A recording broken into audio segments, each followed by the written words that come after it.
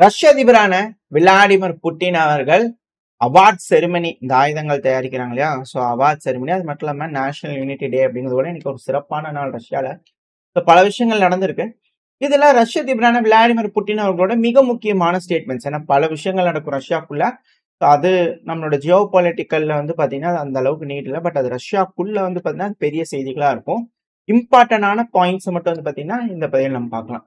ஏன்னா ஒரு ஸ்பீச் வந்து பார்த்தீங்கன்னா அந்த அளவுக்கு அதிர்வலைவுகளை ஏற்படுத்திக்கிட்டு இருக்கு. ரஷ்யாவான நாங்க ஒரிஷ்னிக் மிசைல புது ஒரிஷ்னிக் மிசைல சீரியல் ப்ரொடக்ஷனுக்கு போயாச்சு. ஸோ அந்த டெஸ்டிங் ஃபேஸஸ் எல்லாம் முடிஞ்சதுக்கு அப்புறம் ப்ரொடக்ஷன் போகுதுன்னா அதிகப்படியான ஒரிஷ்னிக் மிசைல்கள் இதுக்கப்புறம் டிப்ளாய் செய்யப்படும்.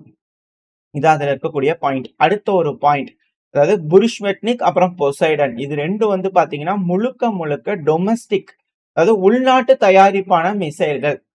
வெளிநாட்டை நம்பி நாங்க கிடையாது, உள்நாட்டிலேயே. அப்படிங்கும்போது சிப்ஸ், ஸோ ரஷ்யால சிப் மேக்கிங் ஃபேக்டரிலாம் இருக்கு அப்படிங்கிறத நம்ம சேனல்ல பார்த்துருப்போம். அது ஒரு போட்டு ஒரு 7-8 மாசம் இருக்கும்னு நினைக்கிறேன். ஸோ அந்த டைம்ல ரஷ்யா வந்து வீடியோ பதிவுகள்லாம் விட்டுருந்தாங்க. ஸோ அந்த சிப்லாம் வந்து பாத்தீங்கன்னா ரஷ்யாலையும் மேனுஃபேக்சர் பண்றாங்க, சிலதெல்லாம் வந்து சீனாவும் மேனுஃபேக்சர் பண்றாங்க. அந்த டைம்ல நிறைய வீடியோக்கள் இருந்தது, அந்த டைம்ல நம்ம பார்த்துருப்போம். ஸோ தொடர்ந்து பார்க்குறவங்களுக்கு தெரியும். ஸோ ரஷ்யா முழுவதும் வந்து பாத்தீங்கன்னா டொமஸ்டிக்லி ப்ரொடியூஸ் பண்ணக்கூடிய மிசைல்கள் இது அப்படிங்கிறது போல ரஷ்ய அதிபர் விளாடிமிர் புட்டின் அவர்கள் சொல்லியிருக்கிறாரு. இது மிக முக்கியமான விஷயம். இது எல்லாத்துக்கும் மேல நாங்க புரிவெஸ்னிக் மிசைல் டெஸ்ட் பண்ணோம் இல்லையா, அதான் பறக்கும் அணு உலை, செர்னோபில், இது போல சொல்றாங்க இல்லையா. ஸோ அந்த மிசைலை வந்து பாத்தீங்கன்னா நாங்க டெஸ்ட் பண்ணும்போது நேட்டோவோட ரிகானிசான் சிப்பு வந்து பாத்தீங்கன்னா அது பக்கத்துல இருந்துச்சு. அக்டோபர் 21 நாங்க சோதனை பண்ணோம், அதுக்கு அவங்களே சாட்சி. அதாவது ரேடியேஷன் லீக், இதுல நான் ஒரு விஷயம் சொல்ல வரேன். அந்த டைம்ல நான் சொல்லியிருந்தேன், ரேடியேஷன் லீக் ஆயிருந்ததுன்னா கண்டிப்பா கண்டுபிடிச்சிருப்பாங்க, அப்படி இல்லை அப்படின்னா ரேடியேஷன் லீக் ஆகல அப்படிங்கிறது போல நான் சொல்லியிருப்பேன். இது இந்த விஷயத்து மூலியமா தெளிவுபடுது. அதாவது நேட்டோ நாடுகள் இது போல ரேடியேஷன் லீக் ஆயிருக்குன்னா ஆய்வின்னு கத்தி தெரப்பி செஷன் நேரத்துக்கு யூஎன்லயே போட்டிருப்பாங்க. கடுமையான கண்டனங்கள், ரஷ்யா இப்படி செஞ்சுட்டியே ரஷ்யா அப்படிங்கிறத வந்து பாத்தீங்கன்னா கூப்பிட்டுருப்பாங்க, கூப்பாட போட்டிருப்பாங்க எல்லாரும் வந்து. அதுக்கப்புறம் தெரப்பி செஷன் வச்சிருப்பாங்க எல்லாரும். சரி, ஓகே, சோதனை பண்ணிட்டாங்க அப்படிங்கிறது போல பேசியிருப்பாங்க யூஎன்ல. பட் அது எதுவும் நடக்கல அப்படின்னா ரேடியேஷன் லீக் இல்லை. ஸோ இந்த கண்டாமினேட் பண்ணாம ஒரு மிசைலை சோதனை பண்ணி முடிச்சுட்டாங்க ரஷ்யா. அது சக்சஸ்ஃபுல்லா நடந்திருக்கு. இதுக்கு நாட்டோட ரிகானிசன் பக்கத்திலேயே இருந்திருக்கு படகு. இவர் என்ன சொல்றாருன்னா, இது வரைக்கும் அந்த மிசைல எந்த நாடுகளும் இன்டர்செப்ட் பண்ண முடியாது, நாங்க அதை சோதனை பண்ணியிருக்கோம். அது மட்டும் கிடையாது, அது சோதனை சக்சஸ் ஆனது மட்டும் இல்லாம ஃபர்தரா அந்த நியூக்ளியர் பவர்டு மிசைல, அதாவது அணு ஆற்றலால் இயங்கக்கூடிய அந்த மிசைல நாங்க சூப்பர் சோனிக்கா அப்கிரேட் பண்ண போறோம். அதுக்கான நெக்ஸ்ட் ஜெனரேஷன் ஆல்ரெடி டெவலப்மெண்ட் ஆரம்பிச்சிருச்சு அப்படிங்கிறாங்க. இது சப்சோனிக் மிசைல் அப்புறம் சூப்பர் சோனிக் மிசைல் வர ஆரம்பிச்சிருச்சு. சேம் ரியாக்டர் டெக்னாலஜி யூஸ் பண்ணி பண்றாங்க அப்படிங்கிறத அவரோட பாயிண்ட்ல வந்து பாத்தீங்கன்னா பார்க்க முடிஞ்சுது. ஸோ இது அடுத்த ஒரு பாயிண்ட். குண்டுகள் அப்படியே லைனா வந்து விழுந்துகிட்டே இருக்குது. ஸ்பீச்சே வந்து பாத்தீங்கன்னா கிளஸ்டர் குண்டுகள் மாதிரி இருக்குது. அடுத்தது டெக்னாலஜிஸ், இந்த புரிஷ்மெட்னிக் அப்புறம் பொசைடன்.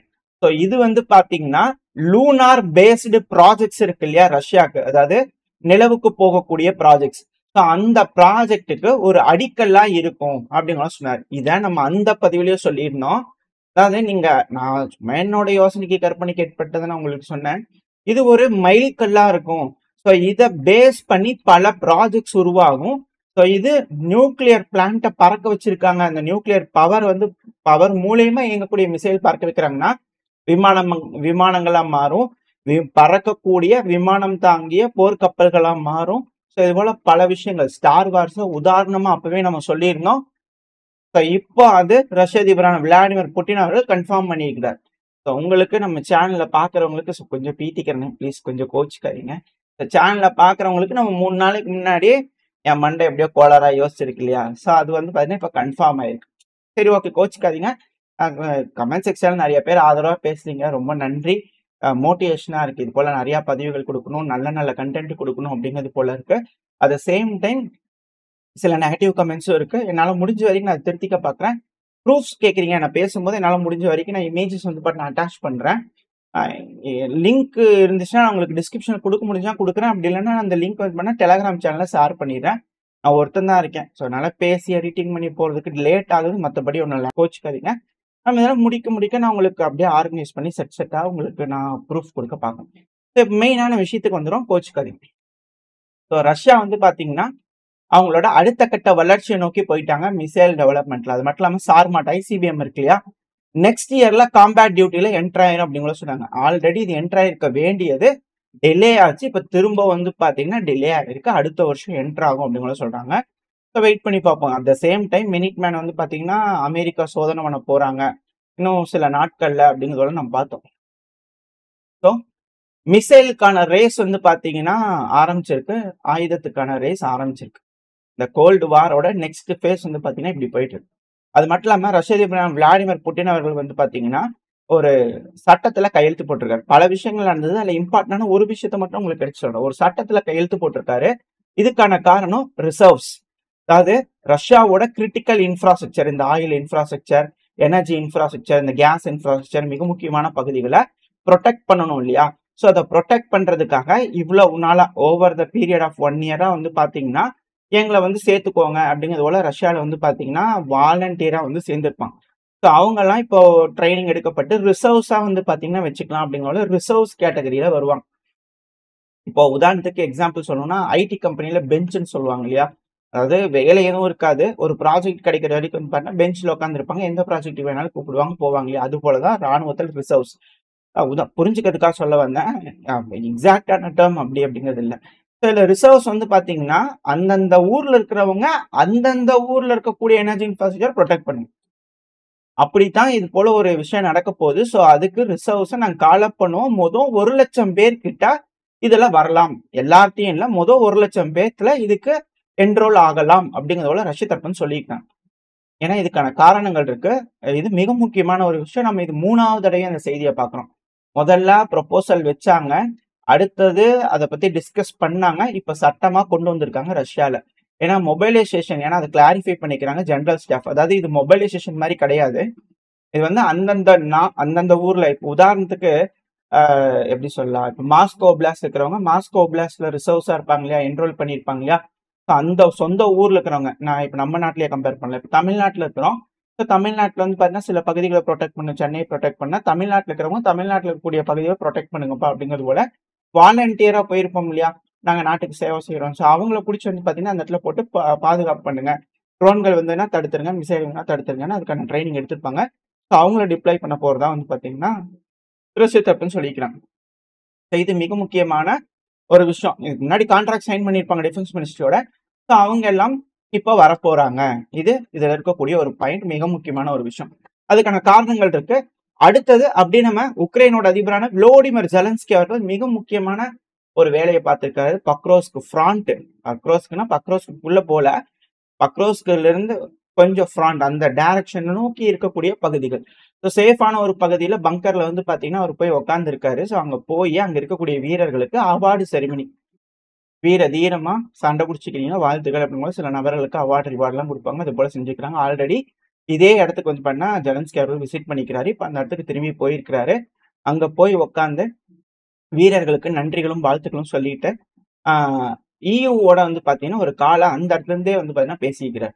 அங்க மீடியாக்களுக்குலாம் வந்து பாத்தீங்கன்னா இதுக்கப்புறம் இது ஒரு பெரிய பேசுபொருளா மாறும். பக்ரோஸ்க்கு சென்ற அப்படிங்கிறதோ சொல்லிடுறாங்க. பக்ரோஸ்க்கு ஃப்ராண்ட், அது பக்ரோஸ்க்கு கிடையாது, தொலை தூரத்துல இருக்கக்கூடிய ஒரு பகுதி, சேஃபான ஒரு பகுதியில ஜெலன்ஸ்கி அவர் உட்காந்து இது போல பங்கர்ல வந்து பண்ண பேசிட்டு இருக்காரு. இந்த ஆயில் சாங்ஷன்ஸ் ரஷ்யா கிட்ட அகெயின்ஸ்டா போட்டீங்களா, அது வேலையே ஆகல, இன்னும் டஃப் பண்ணுங்க, செகண்டரி சாங்ஷன்ஸ் போடுங்க. இந்த கேஸ் சாங்ஷன்ஸ்லாம் வந்து பாத்தீங்கன்னா அதிகப்படியா வேணும். இது மட்டும் பத்தாது, நியூக்ளியர் எனர்ஜிக்கான சாங்ஷனையும் ரஷ்யாக்கு அகெயின்ஸ்டா போடணும் அப்படிங்கிற சொன்னார் பாருங்க. இதுதான் பேஸ். ஏன்னா அமெரிக்காக்கு நேரடியா வந்து பாத்தீங்கன்னா சவால் விடுக்கிறார். நீங்களும் வாங்குறத ஸ்டாப் பண்ணுங்க அமெரிக்கா ஃபர்ஸ்ட் அப்படிங்கிற வந்து பாத்தீங்கன்னா சொல்றாரு. ஏன்னா ரஷ்யாவோட நியூக்ளியர் எனர்ஜி அதிகப்படியா அமெரிக்கா இம்போர்ட் பண்ணிக்கிட்டு இருக்காங்க. இப்ப அதை நிறுத்துவாங்களா அப்படிங்கிற கேள்விகள் இருக்கு. ஸோ வெயிட் பண்ணி பார்ப்போம். அது மட்டும் இல்லாம ஜெலன்ஸ்கி அவர்கள்கிட்ட அங்க இருக்கக்கூடிய யூரோப்பியன் யூனியனோட மீடியாக்கள் வந்து கேள்விகள் கேட்கிறாங்க. ஏங்க சார், யூரோப்பியன் யூனியன்ல சேர்ந்துக்கிறீங்களா? ஏன்னா யூரோப்பியன் யூனியன்ல வந்து பாத்தீங்கன்னா புதுசா ஒரு மெம்பர் எடுக்கிறதுக்கான விதத்தை வந்து இன்ட்ரடியூஸ் பண்ண போறாங்களாமா. ஓட்டிங் ரைட்ஸ் அது இதுலாம் கிடைக்காது. பட் ஆனா அதில் நீங்க யூரோப்பியன் யூனியன்ல மெம்பரா சேர்ந்துக்கலாம், அதில் சேர்ந்துக்கிறீங்களா அப்படிங்கிறது போல ஜெலன்ஸ்கி அவர்கள்ட்ட கேட்டதுக்கு, அப்படிப்பட்ட ஒரு மெம்பர்ஷிப்லாம் எனக்கு வேண்டியது இல்லை, அவங்க என்ன மாடல் வேணா வச்சுக்கிட்டு எனக்கு முழு உரிமை வேணும் யூரோப்பியன் யூனியன்ல, அது ஃபுல்லா இருக்கணும் அப்படிங்கிறது போல அந்த ஒரு மெம்பர்ஷிப் ஆப்ஷனையும் வந்து பண்ண ரத்து பண்ணிட்டார் ஜெலன்ஸ்கி அவர். ஸோ இப்போ யூரோப்பியன் யூனியன் என்ன முடிவுகள் எடுக்க போறாங்கிறது பார்த்தோம்னா, அடுத்தது உர்சுலா ஒண்டர்லா அவர்கள் ஓடோடி வந்து வண்டர்ஃபுல்லான ஒரு போஸ்டையும் போட்டிருக்காங்க. ஜெலன்ஸ்கி அவர்களோட பேசினேன். ரொம்ப நல்ல காலா இருந்துச்சு. உக்ரைன் நீங்க மட்டும் தனியா இந்த வின்டர் ஃபேஸ் பண்ண மாட்டீங்க. அப்ப என்ன யூரோப்ல இருக்க சில நாடுகளும் அவதிப்படுவாங்களா? அப்படிங்கிற கேள்விகள் சில அனலிஸ்ட் வந்து கேள்விகள் வந்திருக்கு. அது மட்டும் இல்லாம உங்களோட நாங்க நிற்போம். எமர்ஜென்சி எனர்ஜி சப்போர்ட் உக்ரைனுக்கு நாங்க உதவுறதுக்கு தயார். அது மட்டும் இல்லாம நெசசரியான சஸ்டெயின்டு ஃபினான்சியல் அசிஸ்டன்ஸ் உக்ரைனுக்கு கொடுக்குறோம். அதாவது தொடர்ச்சியா பண உதவிகள் அப்படிங்கிறது உக்ரைனுக்கு வந்துகிட்டே இருக்கும் அப்படிங்கிற சொல்றாங்க. உக்ரைன் முன்னேறி போறதுக்கு ரெடியா இருக்கிறாங்க. Move forward. உக்ரைன் வந்து ரெடியா இருக்கிறாங்க மூவ் ஃபார்வர்டுக்கு அப்படிங்கிற சொல்றாங்க. அது என்ன மாதிரியான மூவ் ஃபார்வர்டு அப்படிங்கிற ஒரு கேள்வி இருக்கு இல்லையா? ஒரு நாளைக்கு முன்னாடி பல்கி சர்மா அவர்கள் பின்லாண்டோட பிரசிடென்ட் இருக்கா இல்லையா, அலெக்சாண்டர் ஸ்டப் அவர்கள், அவங்க வந்து பண்ண இன்டர்வியூ எடுத்திருந்தாங்க. ஸோ இவங்க வந்து பாத்தீங்கன்னா பின்லாண்ட்ல வந்து பாத்தீங்கன்னா கேட்டிருக்காங்க, ஏங்க உக்ரைனுக்கு என்ன மாதிரியான நிலைமைகள் வரும், பகுதிகளை இழப்பாங்களா அப்படிங்கிற கேட்கும்போது பின்லாந்து தரப்பு வந்து அந்த ஸ்டப் அவர்கள் சொல்லிக்கிறார். அதாவது நாங்க என்ன ஃபேஸ் பண்ணமோ அதே போல ஒரு சிமிலர் எக்ஸ்பீரியன்ஸ் தான் உக்ரைனுக்கு நடக்கும். அதைத்தான் நான் நம்புறேன். அதாவது ஒரு நாடு ஸ்திரத்தன்மையோட இருக்கணும் அப்படின்னா மொத்தம் 3 பில்லர். 1 விடுதலை, அடுத்தது சாவர்னிட்டி, அப்புறம் டெரிட்டோரியல் இன்டெகிரிட்டி. அதாவது இந்த பகுதிகள்லாம் ஒரு நாட்டோடது அப்படின்னு எல்லாருமே அங்கீகரிக்கணும். சுத்தி இருக்கிற நாடுகள்லாம் அங்கீகரிக்கணும். அப்பதான் அந்த நாட்டுக்கு எந்த ஒரு பிரச்சனையும் வராது. சுத்தி வர நாடுகளோட பிரச்சனையும் இருக்காம எல்லை தகராறு இல்லாம இருக்க முடியும். அது போல உலகத்துல இருக்காங்களா அப்படிங்கிறது சந்தேகம் தான். பட் இருந்தாலும் மெயினான விஷயத்துக்கு வரும். அதாவது 2ஆம் உலகப் போர் சமயத்துல நடந்தது உங்களுக்கு தெரியும் இல்லையா? பின்லாண்டோட இண்டிபெண்டன்ஸுக்கு வந்து பாத்தீங்கன்னா என்ன பிரச்சனைகள் இருந்ததுன்னு சொல்லிட்டு.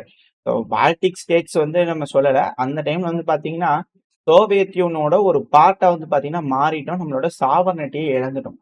அந்த டைம்ல இன்டர்நேஷனல் ஆர்கனைசேஷனோட நம்மளால ஜாயின் பண்ண முடியல.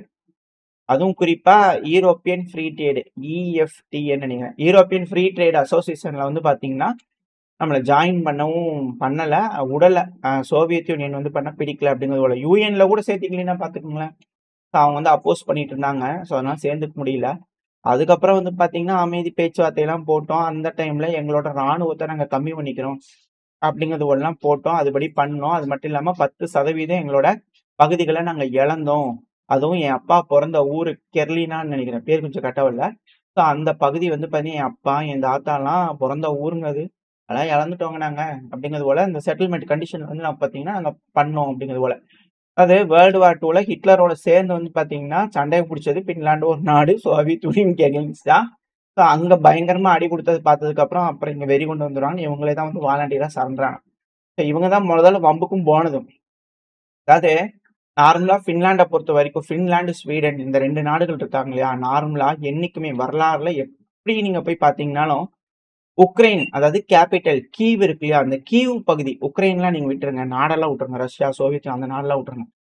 கீவ்ன்ற பகுதி யாரோட கட்டுப்பாட்டுக்குள்ள இருக்கோ அவங்களுக்கு ஆதரவா, அவங்களுக்கு துணையா, அவங்களுக்கு சப்போர்ட்டா வந்து பார்த்தா சண்டை பிடிப்பாங்க.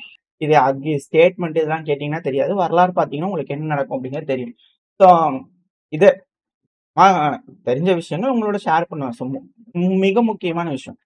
ஸோ அந்த டைம்ல பின்லாந்து பகுதிகள் இழந்தாங்க. அப்ப இந்த டைமும் உக்ரைனும் இழப்பாங்க. அந்த டைம்ல நாங்க ராணுவத்தை வந்து இவ்வளவுதான் வச்சுக்கோன்னு சொன்னோம். அதே போல இந்த டைமும் நாங்க ராணுவத்தை இவ்வளவுதான் வச்சுக்க போறோம் உக்ரைன் சொல்லுவாங்க. அந்த டைம்ல நாங்க இன்டர்நேஷனல் அமைப்புகள்லாம் இல்ல. அதே போல நாங்க இந்த தடவை இன்டர்நேஷனல் அமைப்புகள்ல சேர மாட்டாங்க உக்ரைன் அப்படிங்கிறது போல எதிர்காலத்தை அப்படியே சொல்லிக்கிறாரா பின்லாண்டோட அதிபரான அலெக்சாண்டர் ஸ்டப் அவர்கள் அப்படின்ற கேள்விகள் இருக்கு. இதே எப்படியோ என்ன நடக்க போன்றது பார்த்தோம்னா, நம்ம மெயினான விஷயம் வந்து பாத்தீங்கன்னா ஏன் இந்த பிரச்சனைகள்லாம் ஆரம்பிச்சுது, இந்த பிரச்சனை என்ன மாதிரியான ஒரு விஷயத்தை நோக்கி போயிட்டு இருக்கு, என்ன நடந்துட்டு இருக்கு அப்படிங்கிறத நம்ம பேசணும் அப்படிங்கிறத சொல்லியிருந்தேன். பட் அது கொஞ்சம் டிலே ஆயிடுச்சு. அடுத்த பையெல்லாம் நான் உங்களுக்கு கண்டிப்பா கொடுத்துறேன். அதுக்கான காரணம் முன்னாடியே சொன்ன மாதிரி தான், நான் ஒருத்தன் தான் இருக்கேன். நிறைய ஸ்கிரிப்ட் இருக்கனால எதை கொஞ்சம் இது பண்ணது கொஞ்சம் லேட்டா, மற்றபடி இல்லை, கோச்சுக்கு வேணா, என்னால் முடிஞ்ச வரைக்கும் ஸ்பீடப் பண்றேன்.